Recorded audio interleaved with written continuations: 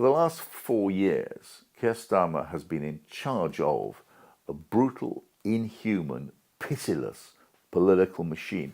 But you simply wouldn't know about that if you read or watched the mainstream British media. 5 years ago, Boris Johnson was elected Prime Minister and no questions asked, even though his election campaign was a pack of lies. Much the same thing has happened with Keir Starmer this time. His brutal authoritarianism, well documented by the way, has been totally ignored by the mainstream British media. And the reason why client journalism is a worry is that Sir Keir Starmer has a lot of serious questions to answer. He tells lies, just like Johnson. He's actually quite authoritarian.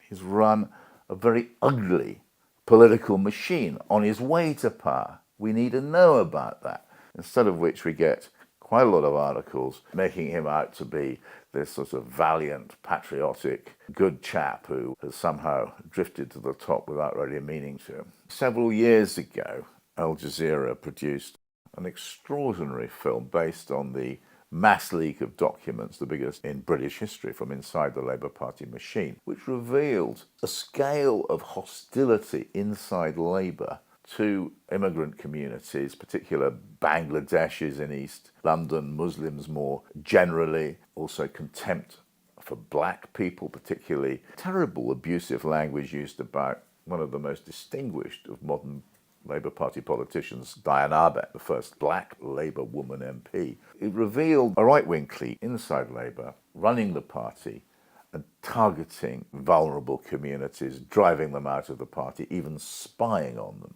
For somebody who cares about democracy, this is very sinister. But that element of Starmer was completely ignored by the mainstream media. My view is that there are deep questions which Starmer should have been asked to answer before he was elected Prime Minister. They simply weren't raised in mainstream debate. What we have seen emerge in the course of this general election campaign and its aftermath is the emergence of a new school of client journalism. Let's unpack client journalism. It's about decorating power, not telling the truth. I have always found the argument that Jeremy Corbyn is such a prominent local figure that he would be able to mount a strong independent campaign. That has never really chimed with my experience living in the constituency. He certainly wasn't particularly active in the time that I was there. It's about telling you what they want you to believe, not what actually happened. Jeremy Corbyn, independent, 24,000. Boris Johnson, when he was elected by a huge majority 5 years ago, benefited from a whole raft of journalists and newspapers basically determined not to see any fault in the great new leader. I think it would have been much better for Britain and the newspapers concerned if they'd been far more sceptical and given him a hard time. I'm very worried when I'm seeing a new school of client journalists who are going to basically worship Sir Keir Starmer, the great new British Prime Minister. He's much more likely to become a great Prime Minister if he's held to account. And some of the journalism has been, quite frankly, bizarre. Ahead of the election campaign, for instance, The Guardian wrote a piece about Jeremy Corbyn. They reported that the Corbyn team had left a dreadful mess behind in the leader's office in Parliament, and when the Starmer replacements took over, they found sort of revolutionary flags and a mess everywhere and sleeping bags. This is totally untrue. They provided no evidence except an anonymous briefing from inside the Starmer camp. Incredibly, when I put this story to the author of the piece in The Guardian, she simply referred me to the Guardian press office. And when I asked whether the Corbyn team had been approached by the Guardian to give any comment on these anonymous reports from inside the Starmer camp, there was no reply. Now, we had this really serious problem of pro-Boris Johnson journalists producing fake stories which suited the political narrative of Boris Johnson. We're already seeing really worrying signs of a new cult around Starmer, which goes as far as producing completely nonsense stories without apparent foundation, apart from our old friend, the anonymous source. British journalism ought to be much better than that, and we ought to be wary of creating an entirely fictitious character as this brave new leader of the British left.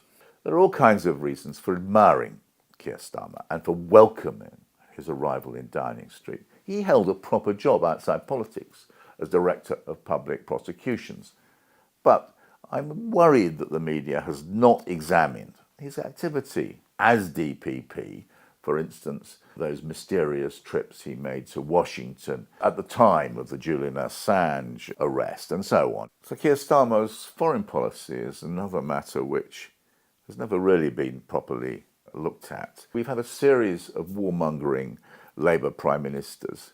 Do we really want another? Tony Blair, who was in many ways a prototype of Starmer, was a notorious warmonger, which led to a series of awful disasters. All the signs are that Sir Keir Starmer, with his determination to present himself as sound on defence, is going to be exactly the same. That early conversation, much lauded by the client media, of his conversation with Biden had much that ought to be alarming, because it dealt primarily with matters of war and whether Britain could be trusted to stay with the Biden war machine. I know why Starmer wants to present himself to the Daily Telegraph and the Daily Mail as tough on defence and with America. A lot of the rest of the British nation, who's lived through the terrible wars of the last 20 years, without exception disastrous, might want more of a radical perspective, a more progressive perspective, a more careful perspective on how Sir Keir Starmer will handle foreign policy. The British press really does need to hold Sir Keir Starmer to account. For the moment, the entire British press has deliberately turned a blind eye to a lot of very troubling issues which surround the Labour leader. For years, the British media failed to hold Boris Johnson to account, and we all paid the most terrible price for that. I hope that the British media does a proper job this time with Sir Keir Starmer. There is a structural failing in the British media, which means it won't report what is actually happening in British politics. That's why Double Down News is so important. And please follow it and join Double Down News on Patreon. And please buy my book, Boris Johnson, Donald Trump, and the Emergence of a New Moral Barbarism.